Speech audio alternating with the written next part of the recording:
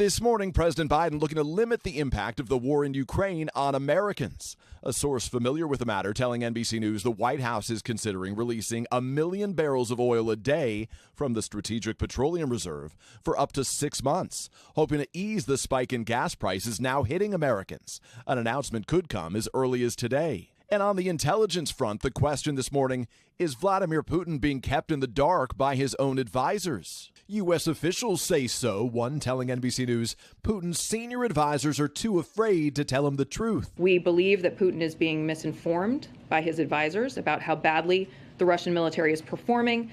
With the White House saying the intelligence underscores what it calls Russia's strategic blunder.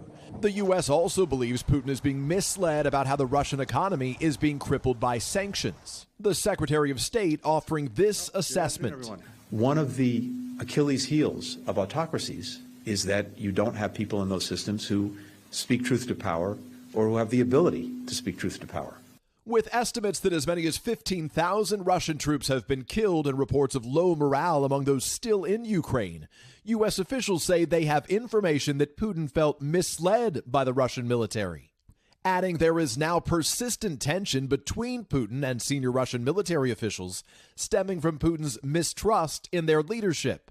The Pentagon warning it could lead to a potential escalation by Russia. When he actually begins to realize how badly his military is doing in Ukraine, you don't know what kind of reaction that's going to cause in him. Also on Tuesday, President Biden spending more than an hour on the phone with President Zelensky, receiving an update on Ukraine's peace talks with Russia and announcing the U.S.'s plan to provide Ukraine with $500 million in direct aid.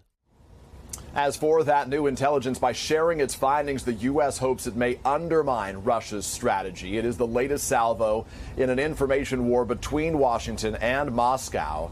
And about the war on the ground, during their call yesterday, President Biden and Zelensky also discussed the U.S. and its allies' continued efforts to identify additional capabilities to help the Ukrainian military defend its country.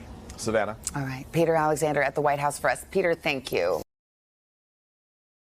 Hey, thanks for watching our YouTube channel. Find your favorite recipes, celebrity interviews, uplifting stories, shop our favorite deals, and so much more with the Today app. Download it now.